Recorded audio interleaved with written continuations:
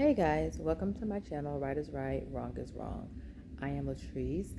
Hopefully you guys have been able to view part one of my story of my life after my mom's death.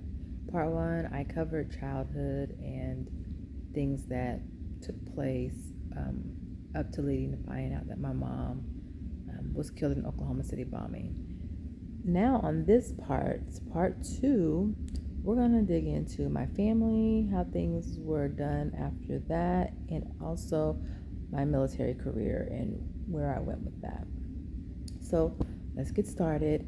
Don't forget to hit that like button and subscribe so we can grow this channel over here, guys. So let's start with coming back home. So after we ended the memorial service and everything, everyone's going back to normal, I guess. We're back in school because we were not in school that whole time. From part one, when I told you guys my aunt came to pick us up, we did not go back to school until after the memorial services.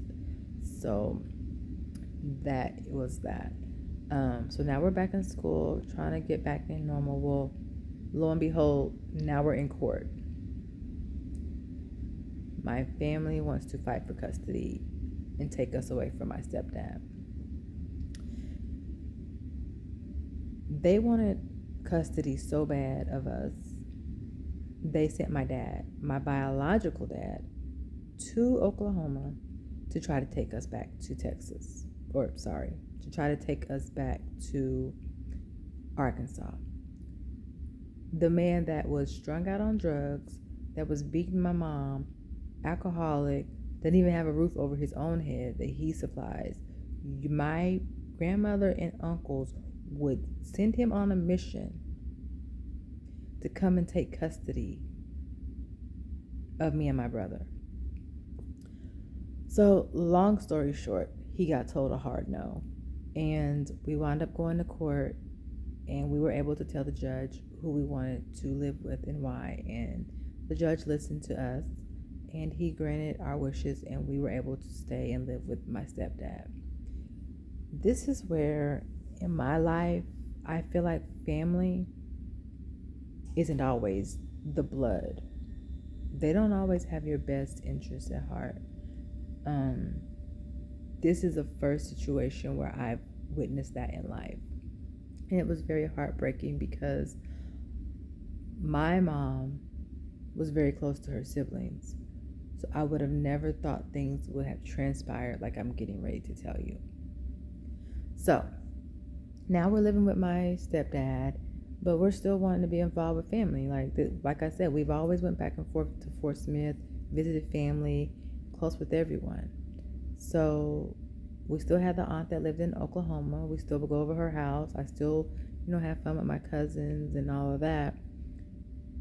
But I could tell there was a wedge. I could tell they were acting different towards me.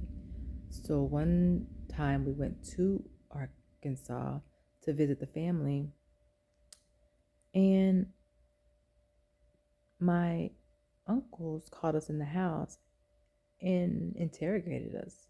How do you decide to live with someone that's not family? You're choosing a man over your family, and this, and that, and I dare you guys go. And I was just like, mind you, I'm 13. This man's been raising me with my mom.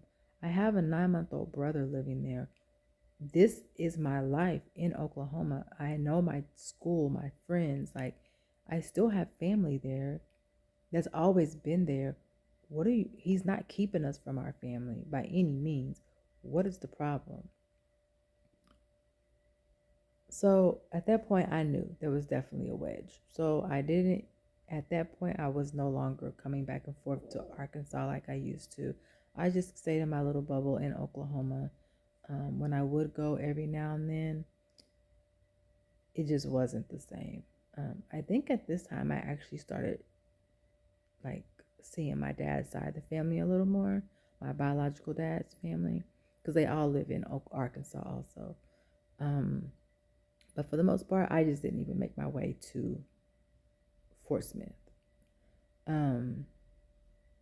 So with that being said, we just lived with my stepdad. Things were being thrown around, and I used to defend my family. My stepdad, he's like, your family did that. I'm like, no, why would they do that? And this is like, I would defend them. So now I'm a 13-year-old living with this man who's telling me things that I'm like, my family would never do that. So I'm defending them against him that I'm living with, drawing that wedge. Then they don't even care anymore. They're just kind of like, whatever. You would think that they would reach out more because their sister's kids are just out here with who they feel like is an unfit man, but they did not do that. And so it was just a lot, a lot, a lot. Family just torn apart. So, in my eyes, from my point of view, um, even to the point to where me and my cousin a couple of times got into an argument because she didn't see or witness what I was going through as a 13-year-old that had lost her mom. She still had her mom. She still had a relationship with her uncles. She didn't go through that. And we had to just kind of agree to disagree. And I don't think we ever revisited it after that. I'm not even sure she knows to what extent I went through what I went through. And if she sees this video, baby, we can talk about it if you want. I'm healed now. But it was a lot. But I'm glad that we were able to put it behind us and still be the cousins slash sisters that we were growing up all those years. So I wind up, when I turned 16, my dad bought me a car, and I decided to seek out my biological father. Let's go have a conversation. He actually, guys, filled in some holes and gaps that I needed. Lo and behold, my stepfather was not lying. My family did do some of the things that he told me. One being the abortion. And I know in the first video, I said my aunt and my dad, but now I think about it, my stepdad mentioned it to me too. My mom had told him. So I know that it was probably a really sore spot in her heart to know that she had to give up one of her children forcefully. And so my my biological dad and I sat for hours and just spoke about life and what had been going on. And he gave me the floor to ask any questions that I had. And I asked that ultimate question: why did you try to come take custody of us? Because he knew he hadn't been in our lives. He wasn't stupid. And he straight up told me, your grandmother and your uncles sent me there to get you guys. They told me if I got custody of you, because I am your biological father, they thought I would have better pull to get custody of you, that I wouldn't have to raise you. I would bring you back to Arkansas. You would live with your grandmother. I and your grandmother promised to give me part of the insurance money. Oh, wow. So they weren't fighting for us because they loved us. They wasn't fighting for us because they wanted to be loyal to my mom. They weren't fighting for us to just make sure we lived a good life. You guys wanted the insurance money that followed me and my brother. Wherever her children went, the insurance money was going to go. I will say this for any of my family that may watch this, and I'm not angry at all. Like, it is what it is. Y'all do what you do. I am a grown woman now. I take care of my own children.